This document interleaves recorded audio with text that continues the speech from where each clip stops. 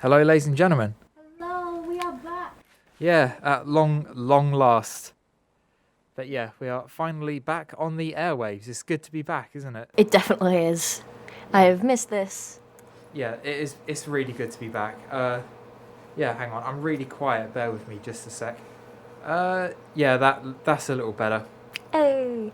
Yeah. Well, as usual, we do introductions. Hello, I am Abigail Murphy. Yeah, and I am Aaron Chandler. And this is the Conspiracy Crunch. It is indeed. If you're wondering, if you're a regular listener and you're thinking, hang on a minute, what's going on here? Why are they on a Tuesday? We've had a little bit of a reshuffle on the timetable due to that big pandemic thing that's going on. You might have heard about it. It's not really been mentioned that much on the news. No, not much. Not really. No. But yeah, we've had to move to a different day because our timetable got moved around. We're doing 9 till 5 this year, Radio HUD, instead of what would normally be 9 a.m. till 9 p.m. So our show time would have been cut out if we didn't move. And I'm station manager, so that's not going to happen. But don't worry, we made sure we got stuff sorted, so you could still hear us talking about conspiracies. We wouldn't forget about you guys, don't worry. No, of course not. So yeah, is this episode 4? Don't quote me on that. Yeah, I think so. It's either 3 or 4, I think. I'm not sure exactly which one it is we're on, but it's season 2. That much I definitely know. Yes. Yeah. And we have, as usual, 2 pretty cool conspiracies to talk about. Yeah. Yeah, we have got, I'll talk you through the first. The first one we're going to have today is the Ridge of Iapetus, which is a moon. Iapetus is a moon on Saturn, as you will come to hear. And Abby, do you want to tell us about the second one we've got today? Yeah, so today, the second one, when I get to it. So the second one is the Hitachi Utsuro Bune, or the Hollow Ship, which is in Japan. Yeah, an ancient alien story for you today. We do like our aliens. Yeah, I feel like in season 1 we didn't do enough UFO and alien stuff, so we're going to do a little bit more this time. We did sort of more social conspiracies last season, like JFK assassination and stuff like that. Or political conspiracies, I should say, not social conspiracies. But yeah, we had a lot more like that, so we're going to do a lot more sort of left field stuff this year, which I'm really looking forward to. Should be an interesting one. Yeah, so shall we crack on? I think we should indeed. All right, do you want to start or? Yeah, I'll start. So as usual, we're going to look at the background first, and then go into big questions. So to begin, Iapetus is one of the many moons of Saturn, and was discovered by French astronomer Giovanni Domenico Cassani in 1671. In 2004, a space mission was organised by NASA, the European Space Agency, and the Italian Space Agency to send a probe to orbit Saturn and photograph both the planet and its natural satellites. The Cassini mission was made several discoveries during its mission. That's a lot of words of mission, but one of the most predominant discoveries was relating to Saturn's moon, Iapetus. At surface value, Iapetus was just another Saturn moon with no signs of life or any chance of being able to support life. But on closer inspection, Iapetus was found to have a unique feature. But I mean, from a distance, it just looked like another dead rock floating around in space. But is it? Yeah, we'll come on to see whether it truly is that or not. From the images taken by the Cassini probe, scientists are able to identify a 20-kilometer high ridge that runs along the surface of the planet. The ridge is completely unique to Iapetus and has never been observed on any other moon or planet in the solar system. This ridge also runs for 1,300 kilometers, which is roughly the same distance between Britain and Switzerland. This covers about 3/4 of the moon, apparently. The ridge is running along the circumference of Iapetus and earned it the nickname of the Walnut Moon. Officially, this ridge is classified as a mountain range, but conspiracy theories are not so convinced that such a perfect straight line along the surface could be a mere coincidental mountain formation. Scientists and conspiracy theorists alike studied this ridge extensively, trying to find an explanation for the ridge, and we will cover these theories and facts in today's show. So, as usual, the big questions. So, what are the main conspiracy theories regarding Iapetus's ridge? Yeah, obviously this is a big one because, lo and behold, we're a conspiracy show. I never knew that in the slightest. I feel like it'd be pretty pointless covering this if we didn't mention conspiracies. Number 2, is there a scientific explanation for the ridge? Of course, the idea of a conspiracy being a conspiracy is that it is a disputed truth. And number 3, could there be other planets and moons like Iapetus? Yeah, I mean, The aliens are making sure they have many stations around the galaxy to take us over. yeah, definitely.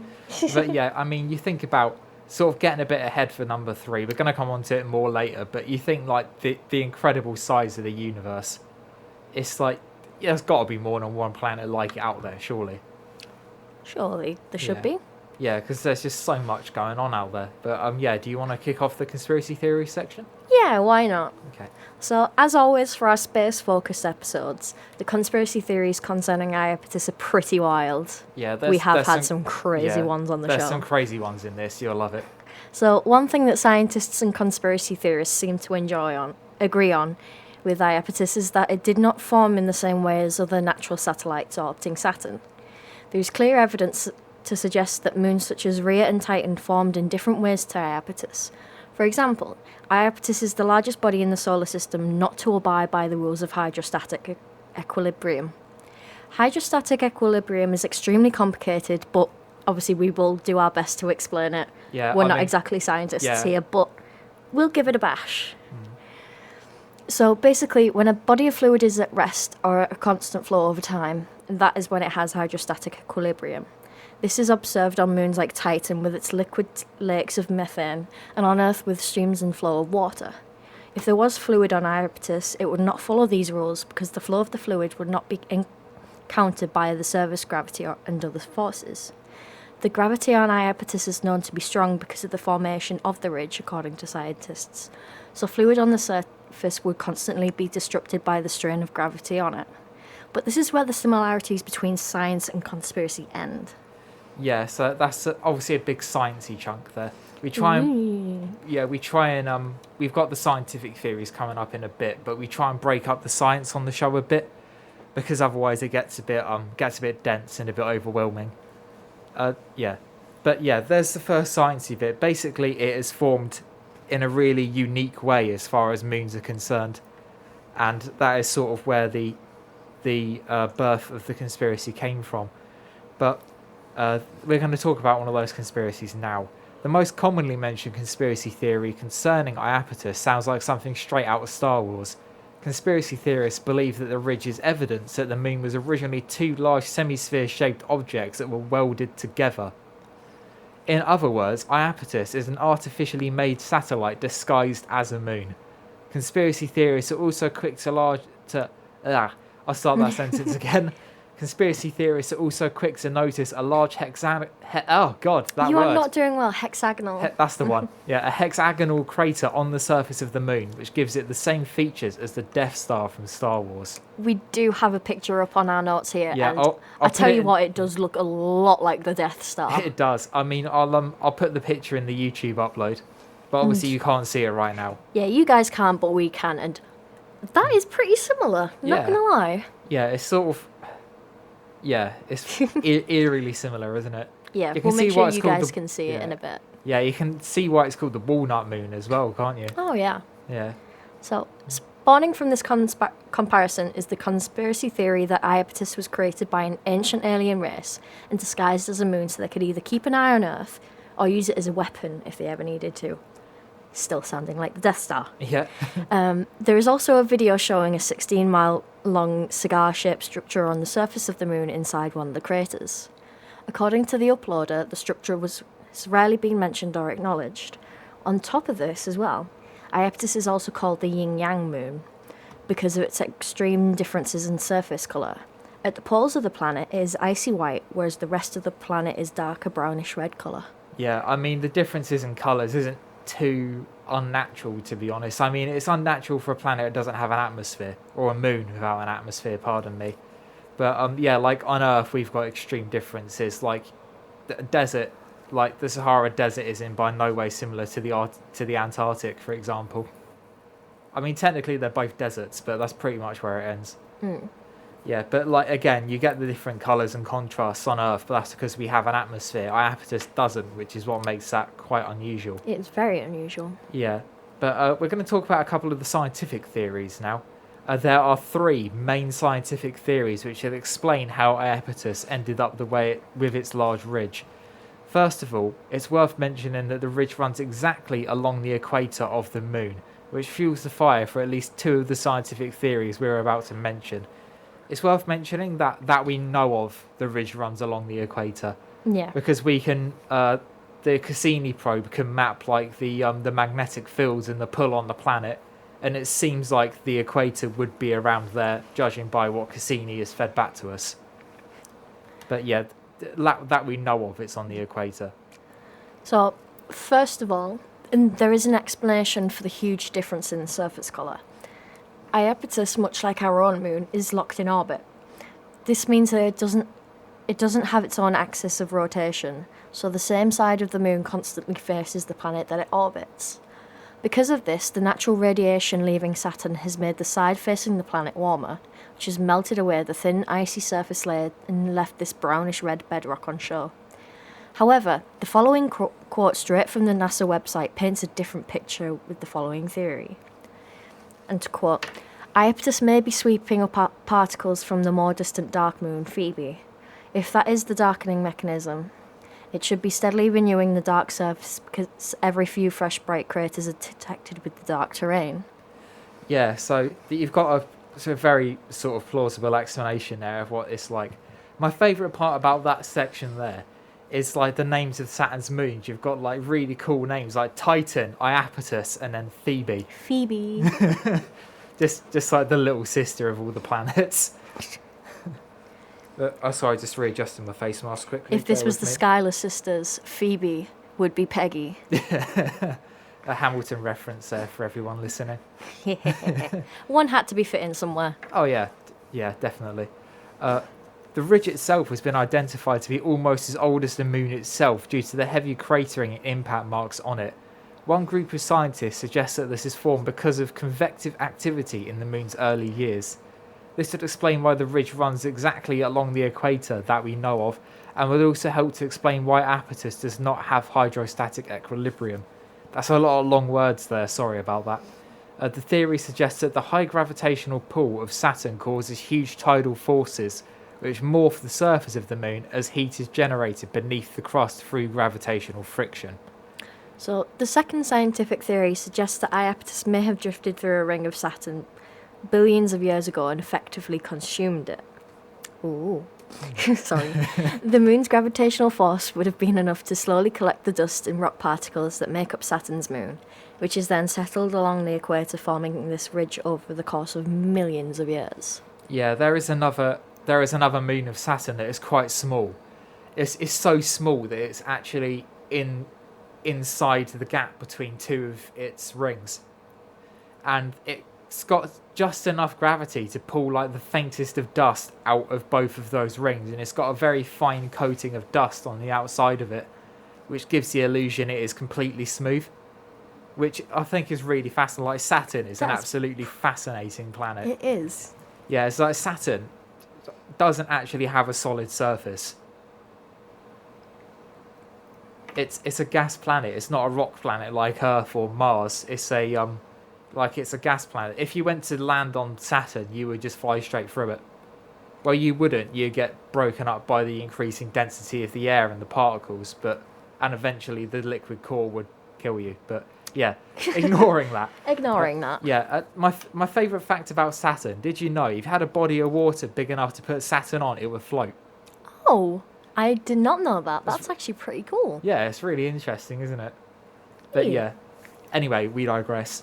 The third scientific theory seems the least likely, and it's almost bordering conspiracy theory territory without even trying.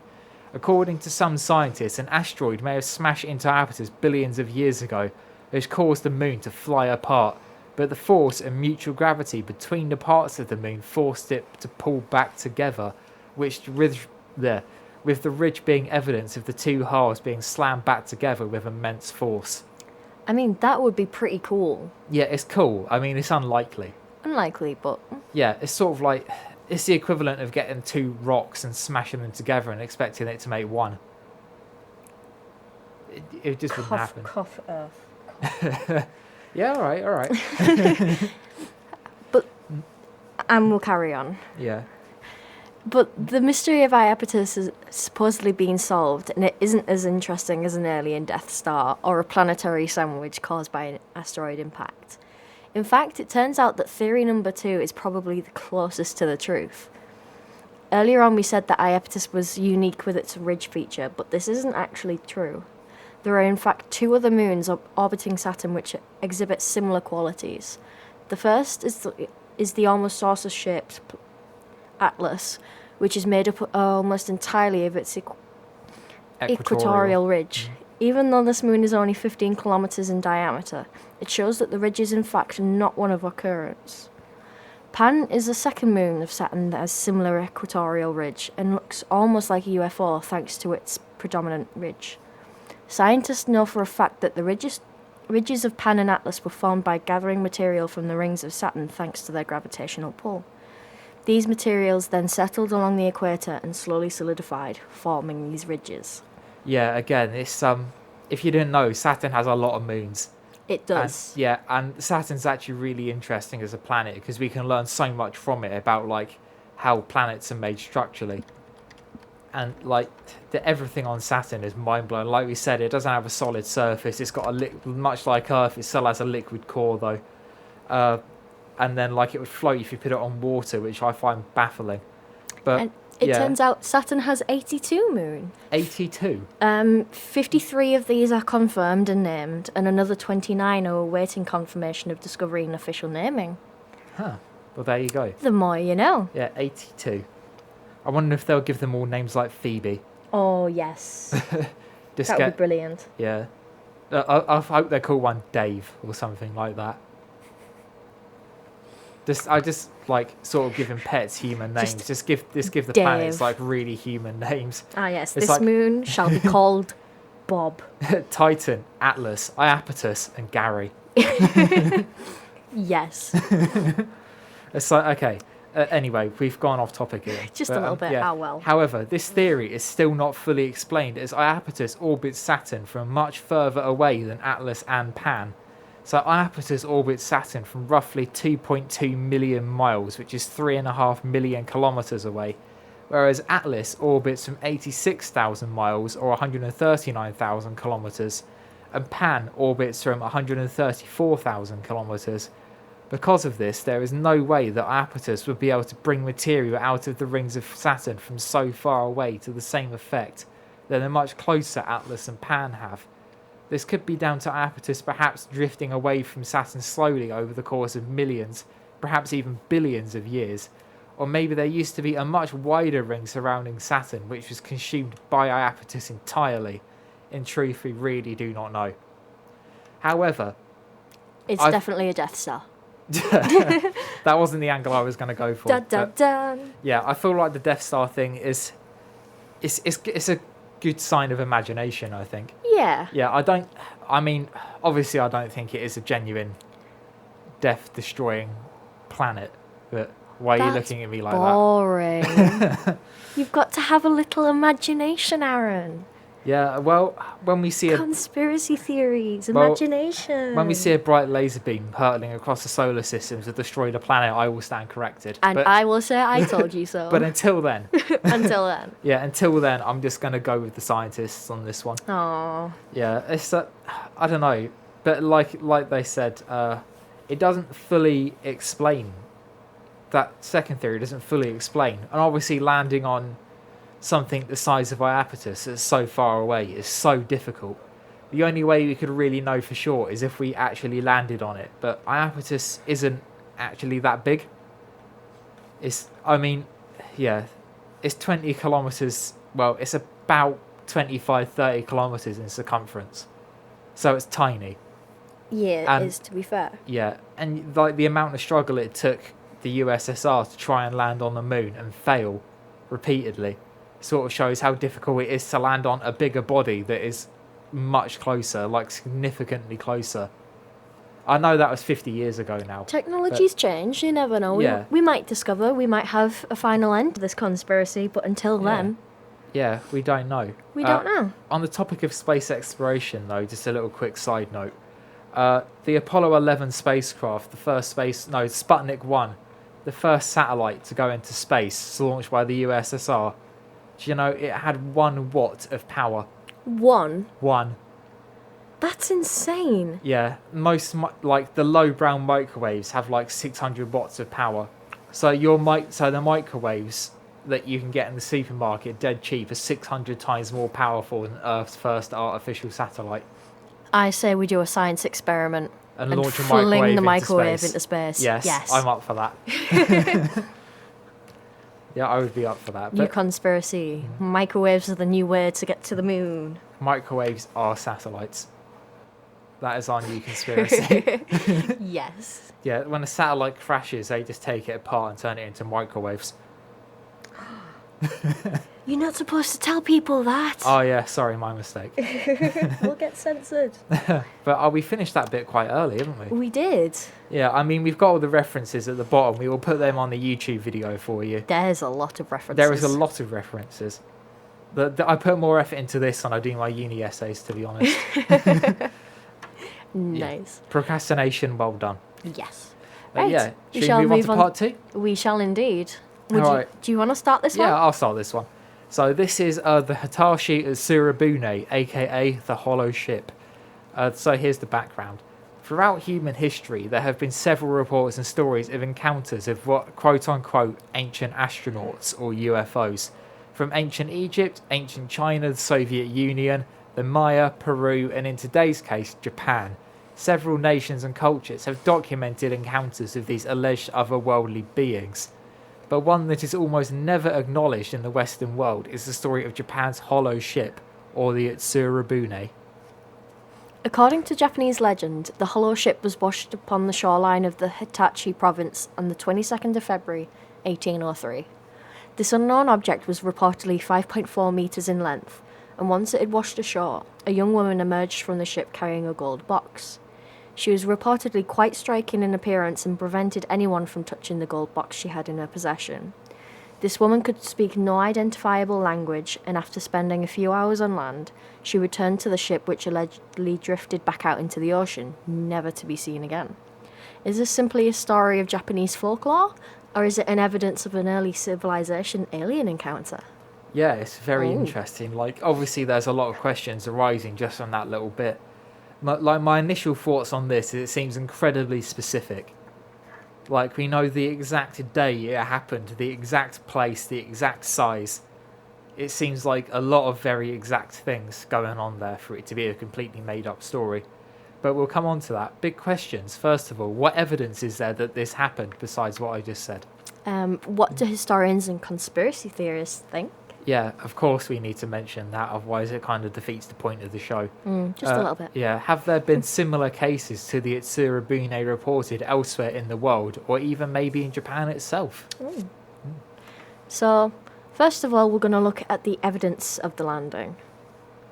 So, first of all, this is an extremely well documented event, to the point that we know the exact day that this event was meant to take place. Like Aaron said, we also know the exact location of the event as modern-day Ibaraki on Japan's east coast. Because of these detailed and consistent documents from a number of people, we can be almost certain that the Hollow Ship was in fact an object that actually washed up on the shoreline of Japan.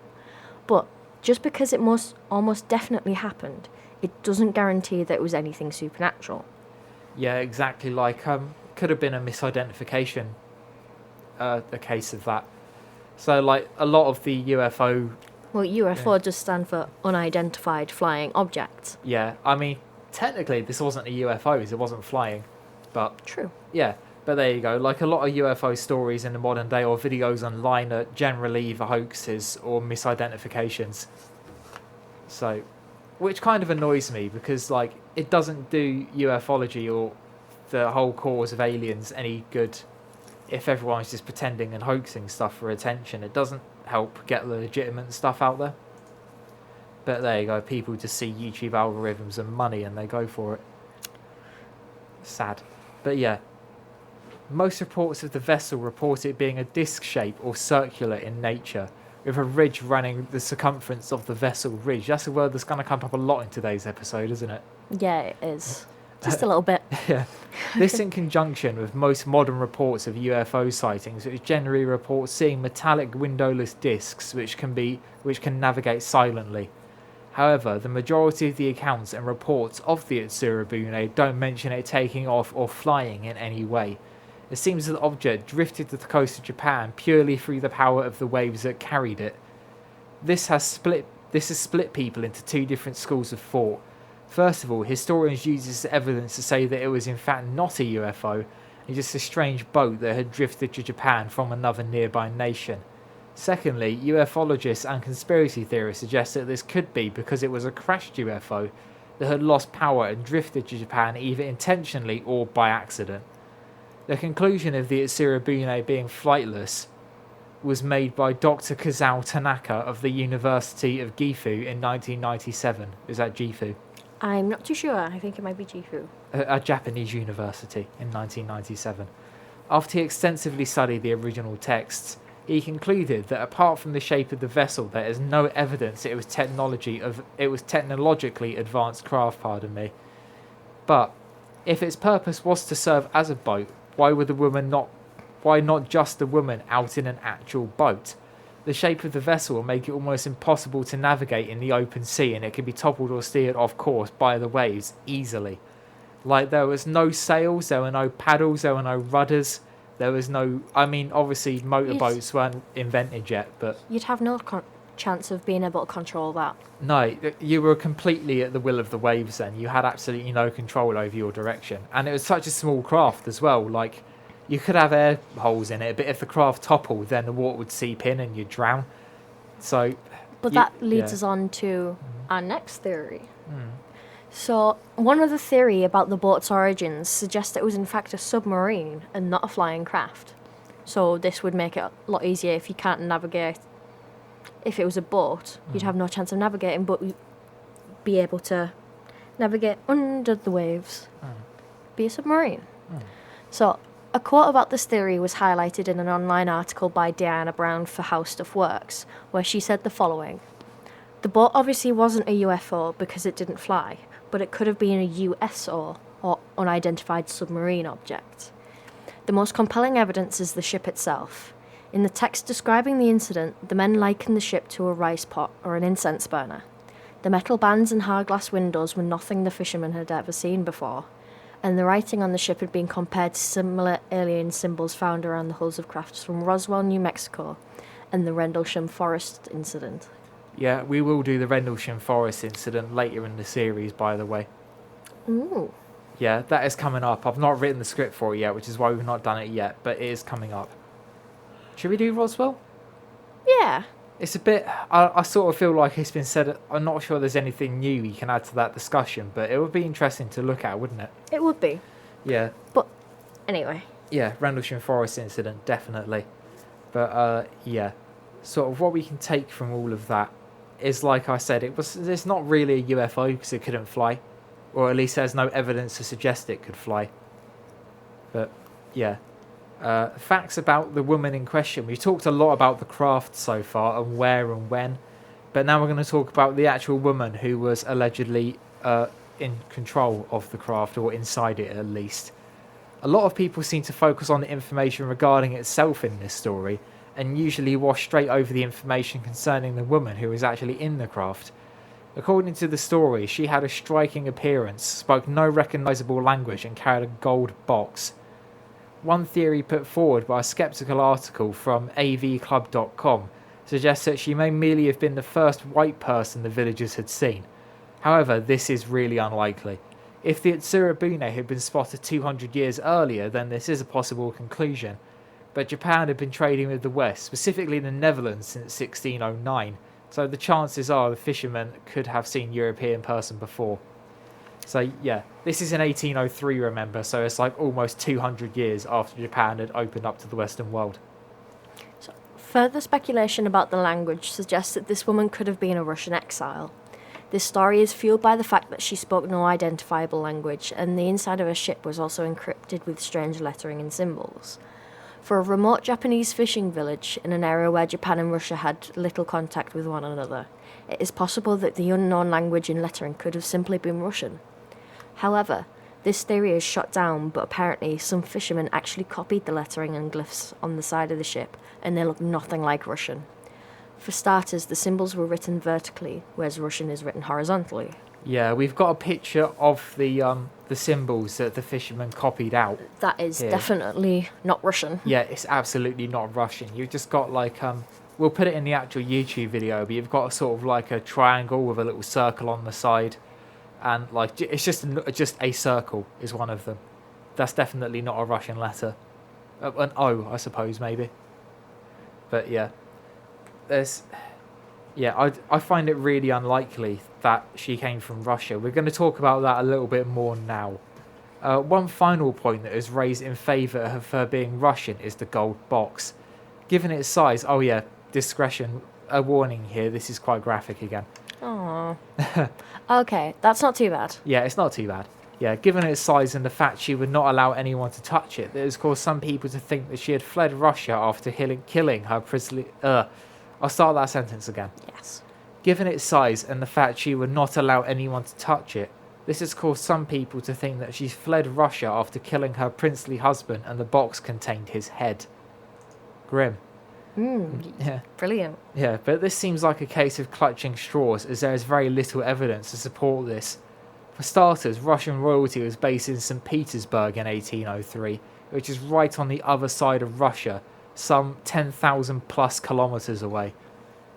It would take almost 90 days to walk this distance, according to our good friend Google Maps, which makes it unlikely she would have carried her husband's head around in a box through all kinds of terrain and weather without consistent shelter for almost 3 months. On top of this, there would have been much closer nations to her to flee to, such as Sweden, Austria and the Ottoman Empire. So yeah, the idea of her being sort of a royal exile, I really don't buy.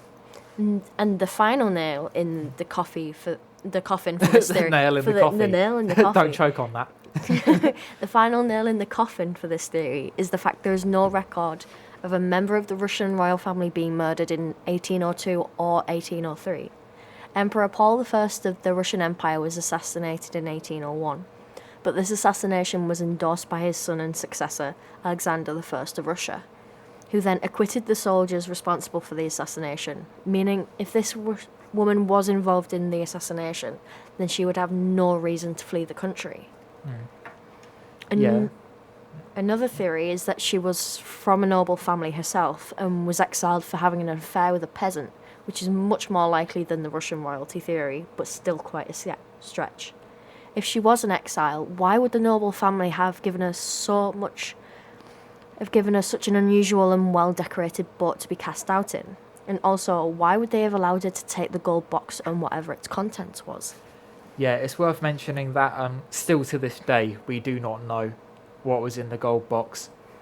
I mean, we probably never will know now, but it is definitely a big wonder as to what was actually in that box. It puzzles me a lot. It's like the missing piece in the puzzle for me. But yeah, I mean, there's a lot about this story that doesn't really have an answer, sadly. But similar stories to the Utsuro Bune we can talk about now. While we've really rattled through this show today. We have. Maybe this was supposed to last an hour. It's only lasted a half an hour. It's alright. It can be a shorter episode. I'll start writing longer scripts once I've done other stuff. Once I've got all my journalism stuff out of the way. But there have been a few folklorists and historians who have studied the legend of the Utsuro Bune and come to differing conclusions. I mean, that's natural for a conspiracy theory that's centuries old.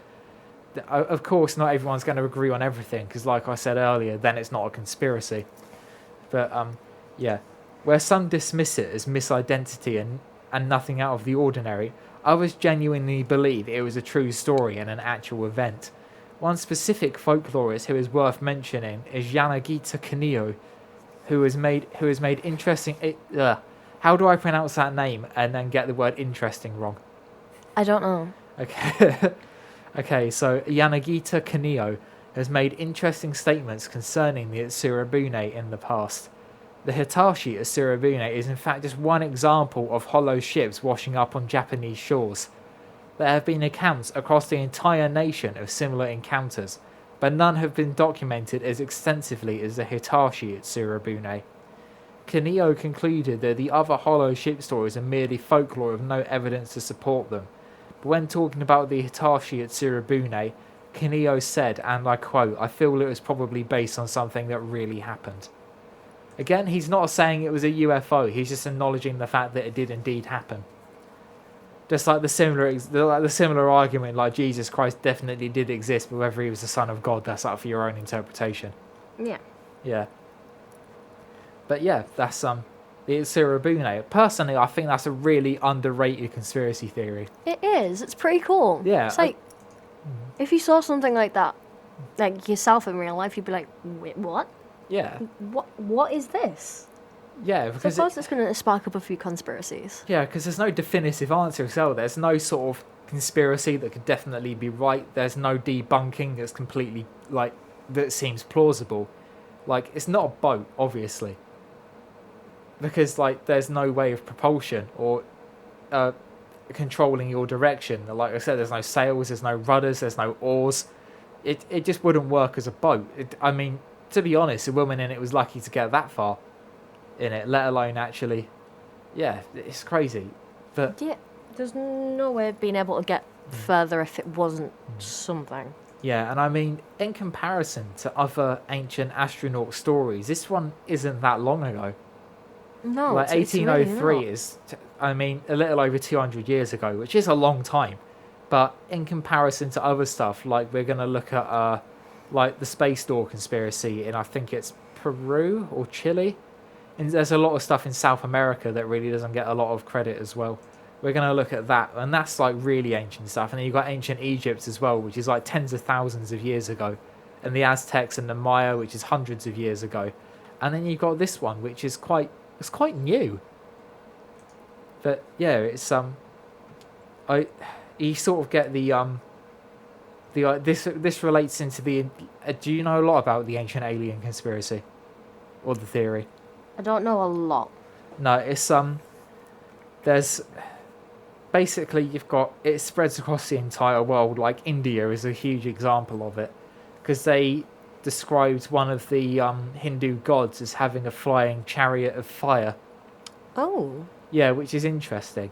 But then you've got in Japan, where they described it as like a rice pot. That sort of shows the cultural differences, doesn't it? Because like to us, if we see a UFO, we describe it as a ship, because we've got more understanding of what it is now. But then back then, they could only describe it in context to what they already knew. So if you compare what they knew then to what we know now, there's massive difference. Yeah, because like in Japan, they had to describe it as a rice pot, because to their understanding, that was the closest object they had to it in terms of its similarity. The same in Egypt, like a flying chariot of fire, they could only describe it as a chariot because they didn't have anything that was remotely similar to it. It's one of those things it's one of those like rabbit hole conspiracies that you can just get really lost in. Like, genuinely, I would do it on the show, but there is just so much to cover for it. I can imagine there's... Yeah. And it would last us a lot of shows if we decided to just try and cover it all. I genuinely think... I don't think we would ever finish Conspiracy Crunch. No, I genuinely think we could do an entire season on the ancient alien conspiracy. Well, I mean, there was an entire TV show called Ancient Aliens, which ran for like 6 or 7 seasons. So that shows you how much there is. I think you guys would get a bit bored of us if we decided to do that. Yeah. So maybe not. Yeah, we might do a little touch on it, like a little 1-hour episode. Just covering bits that we've not covered. Like the Utsuro Bune ties in, but we'll cover other things that we've not mentioned formally. Like, we might do a proper episode on the Hindu god one. That would be cool. Yeah. Yeah, I'd quite enjoy that. I'll see if I can get enough information for it for a half-hour slot as opposed to a 15-minute one like we've done today. Oops. But oh well, it's first show back. But there we go. That's the end of the show today then, basically.